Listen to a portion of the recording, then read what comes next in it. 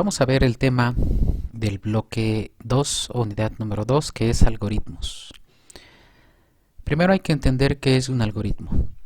Un algoritmo es un conjunto de pasos lógicos y estructurados que nos permiten dar solución a un problema. Prácticamente todo lo que hacemos en nuestra vida lleva un proceso, lleva un algoritmo. Son pasos lógicos que al seguirlos en ese orden nos da un resultado. Como por ejemplo para bañarnos, para hacer de comer, para hacer la tarea, para llegar a la escuela. Son una serie de pasos ordenados y lógicos, bien estructurados, y dan solución a un problema. Ahora, un algoritmo tiene una estructura. La estructura que tiene es entrada, proceso y salida. La entrada es cuando, como su nombre lo dice, es cuando se solicita los datos o la introducción de datos para ser transformados. El proceso es cuando se toman esos datos, se realizan varias operaciones para dar solución al problema. Y la salida ya son los resultados obtenidos del proceso.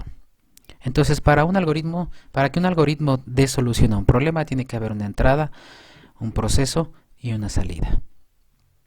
Ahora, también los algoritmos tienen características. ¿Qué características tienen los algoritmos? Vamos a mencionar tres. Un algoritmo es preciso. ¿Qué significa? Que lleva un orden de realización de cada paso. Es decir, que se tiene que seguir ese orden. Es definido. Si el algoritmo se ejecuta más de una vez, siempre que se ejecute, nos debe dar el mismo resultado. Y además, tiene que ser finito. El algoritmo debe terminar en algún momento. Debe tener un fin. Es decir, que si yo voy a hacer, en este caso, voy a preparar un pastel, en algún momento tengo que terminar. No puedo seguir ejecutándolo y nunca llegar al resultado. Eso no sería lógico. Entonces, un algoritmo tiene que tener fin. Ahora, además de eso, hay una metodología para poder armar los algoritmos. El primer paso es la definición del problema. Esto se llama metodología para la descomposición de un algoritmo. Y lo primero que se tiene que hacer es definir el problema. ¿Qué se hace en esta etapa? Se establecen los objetivos, lo que se desea alcanzar, lo que se desea realizar.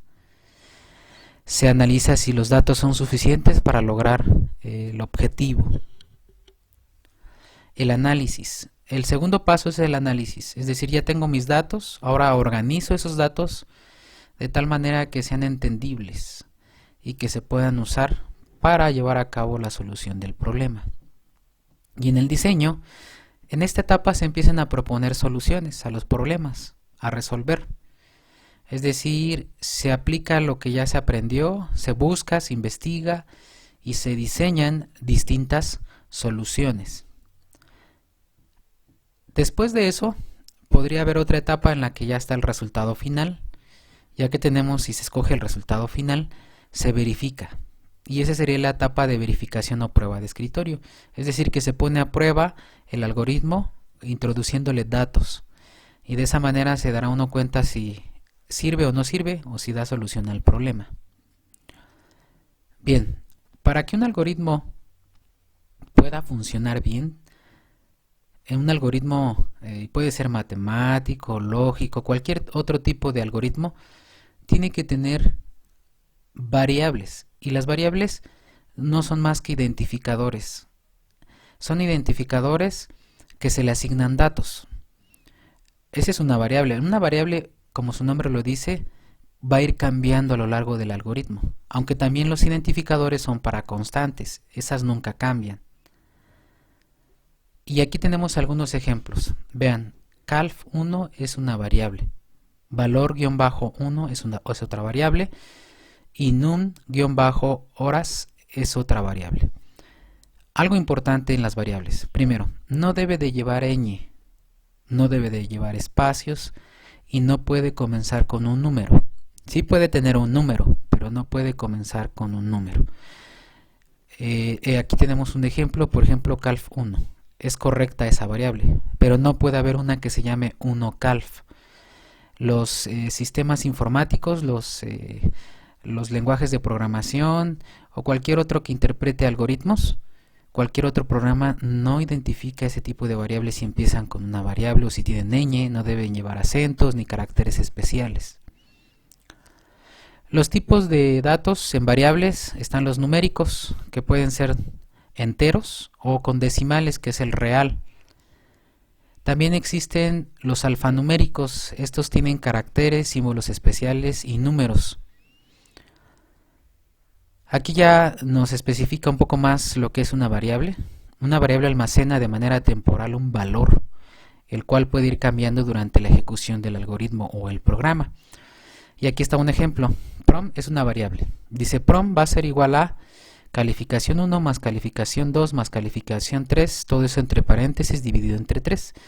Si ustedes notan, ahí tenemos 4 variables: prom, calf1, calf2 y calf3.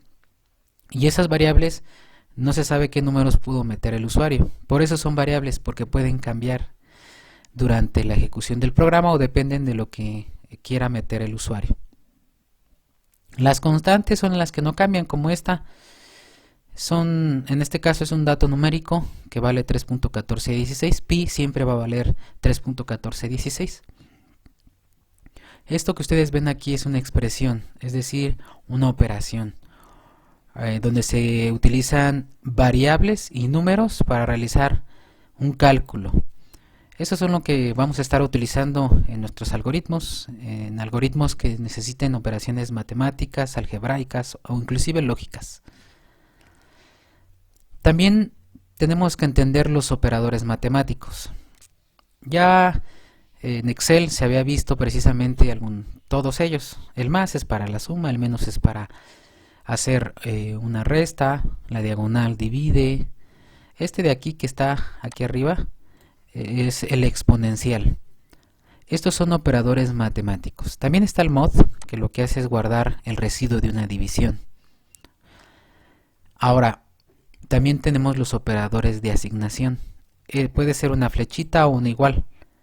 Lo que hace es introducir el valor de una operación en una variable. Por eso se llama de asignación.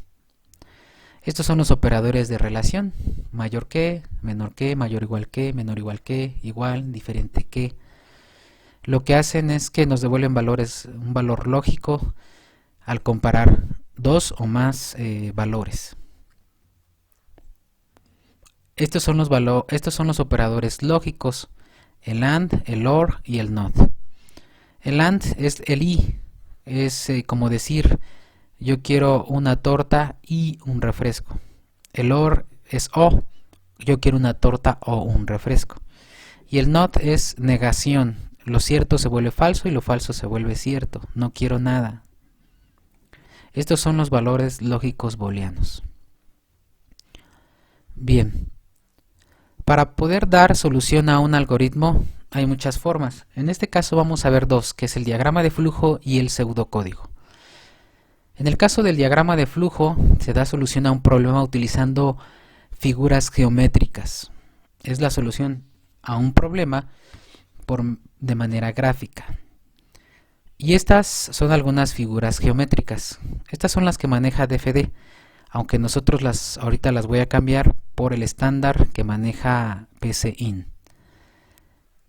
Bien, vamos a empezar a hacer nuestro primer algoritmo en PCInt. Para poder realizar nuestro algoritmo, primero tienen que tener la aplicación que es PCInt. ¿De dónde la van a descargar? Aquí está, esta es la dirección. Ustedes pueden descargar de esta dirección. Este software es libre, no tiene virus, el software es libre.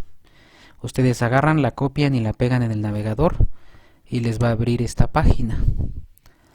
Y es desde aquí donde van a hacer la descarga de PCInt. Si ustedes tienen un sistema operativo Linux, seleccionen donde está el pingüino. Si tienen Windows, aquí donde está la bandera de Windows, o si tienen Mac, es el que tiene la manzanita.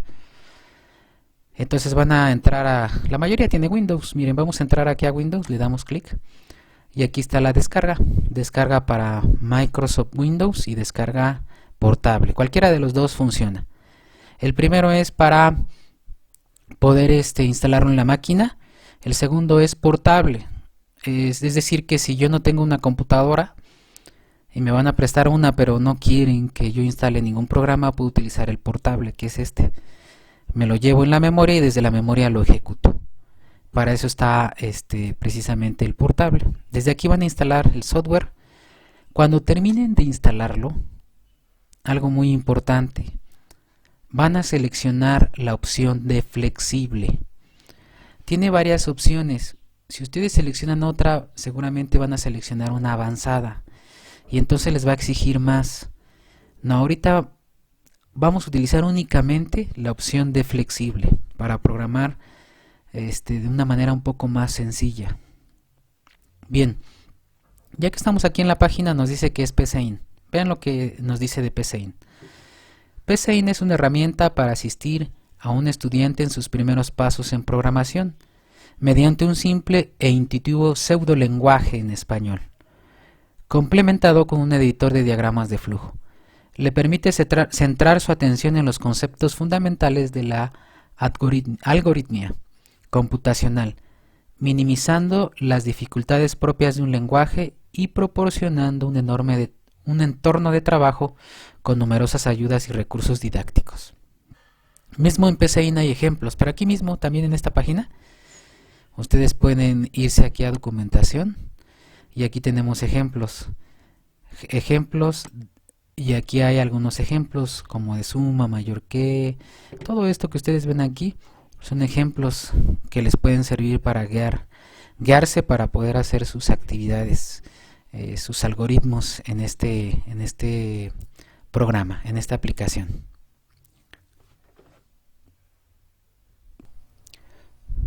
Bien, ahora vamos a hacer un pequeño programa, un diagrama de flujo. Abrimos PCInt. Este es PCInt. Aquí es donde podemos hacer el pseudocódigo y el diagrama de flujo. Pero vamos a empezar haciendo el diagrama de flujo. Para ello, vamos a irnos a la parte de arriba y vamos a ubicar un botón que al señalar significa o dice dibujar diagrama de flujo y le damos clic.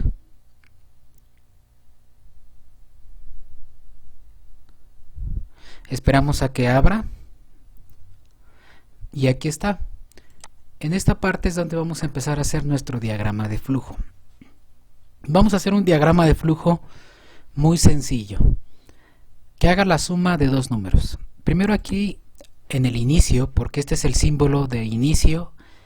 Estos círculos que ustedes ven aquí, o óvalos como les quieran llamar, son el inicio y el fin del algoritmo. Aquí en el inicio le voy a poner suma. Ahí está suma. Y aquí adentro es donde vamos a ir poniendo todos los elementos de nuestro algoritmo. Miren, en la parte de la derecha están las figuras. Cada una de las figuras. Les voy a mencionar para qué sirve cada una de estas. Esta figura que es el rectángulo es el proceso. Este paralelogramo que está de color verde con una flecha hacia arriba nos sirve para la impresión en pantalla. El siguiente paralelogramo que es de color rojo con una flecha hacia adentro es para la lectura. Este rombo es la decisión. Se toman decisiones, es decir, es el sí entonces, como en Excel es el sí. El que sigue, el de abajo, es para múltiples decisiones. Esto se le llama switch. El que sigue es una estructura repetitiva, es decir, va a repetir el elemento mientras se cumpla la condición. En este caso, esta estructura repetitiva se le conoce como while o mientras. El de acá abajo igual es una estructura repetitiva y se llama hacer mientras o repetir hasta. Nada más que este evalúa la condición hasta abajo. Y este último es el for o el para, igual estructura repetitiva que nos dice un inicio, hasta dónde va a llegar y de cuánto en cuánto se va a ir, que también es una estructura repetitiva. Bien, vamos a empezar a utilizar los elementos básicos. Primero, voy a escribir una impresión, la voy a poner aquí. Hay que tomarla bien y colocarla. Y con comillas simples de preferencia vamos a ponerle introduce un número. Dos puntos y cierro comillas. Esto lo que hace es imprimir algo en pantalla. Miren, obsérvenlo.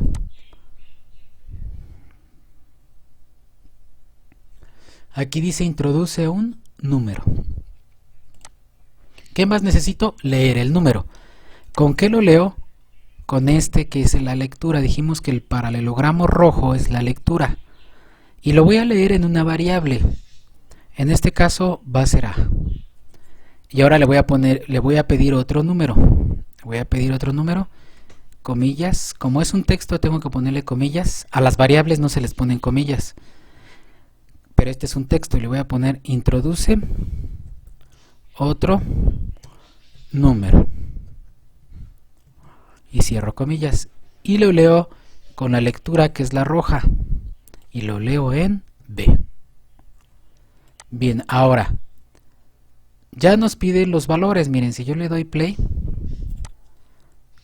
me pide un valor, pongo un 2. Me pide otro valor, pongo un 4. Pero no hace nada. Me hace falta la operación o el proceso. Para eso voy a colocar un rectángulo. Y voy a poner una variable. Voy a poner C. Con el menor que y el guión pongo la flecha. Menor que y el guión es como si fuera el igual. Bueno, a veces funciona también el igual, pero si no es menor que y el guión, guión medio, se pone la flecha y voy a poner que C es igual a A más B. Ya es el proceso. Ahora lo voy a imprimir y lo voy a imprimir en este verde. Y le voy a poner con comillas. La suma es dos puntos, comillas, coma. Si notan, voy a poner una coma porque voy a poner una variable, la variable del resultado de C. Lo que está entre comillas es un texto y lo que no tiene comillas es una variable, se separan por comas. Y le voy a dar play. Acá arriba, en este triangulito que ubican de color verde, es para el play. Le doy play y corre el programa y me dice introduce un número, le pongo 8. Introduce otro número, le pongo 9 y me dice que la suma es 17. Bien, y yo puedo seguir según el problema. Si yo quiero hacer otra operación con otros números diferentes, puedo seguir pidiéndole números o con estos mismos también. Puedo poner otro, por ejemplo, otro rectángulo y aquí hacer otra operación, guardarla en una variable diferente. Y no sé, se me ocurre que sea A menos B. Y ya nada más imprimo. Pero esto es utilizando los números que ya se habían metido antes. Si yo quiero cambiar los números, le vuelvo a pedir los números. De esta forma tan sencilla se puede hacer un diagrama de flujo. Este es un diagrama de flujo sencillo. Claro, hay más complejos que más adelante haremos y veremos. Bien. Pues esto ha sido todo de este algoritmo.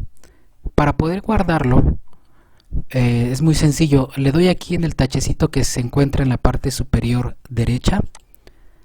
Le digo que si deseo que los cambios se apliquen el pseudocódigo, le doy que sí. Y si ustedes observan, también me generó el pseudocódigo. Este es el pseudocódigo de nuestro diagrama. Y es aquí donde lo podemos guardar. Nos vamos a archivo y le damos guardar. Ya ahí entonces ustedes aquí pueden seleccionar su memoria y ponerle un nombre. Solo un detalle, para poder abrirlo después, a veces en algunos sistemas operativos sí le das doble clic y lo abre, como si fuera un archivo de Word. Pero hay ocasiones que no se puede, entonces lo primero que hay que hacer es abrir PCIN y le das archivo, abrir. Y si le das abrir, ya seleccionas ahí desde tu memoria el archivo o el pseudocódigo. Si tú ya estás aquí, generaste el pseudocódigo para ver el diagrama de flujo, presionas nuevamente el botón de diagrama de flujo.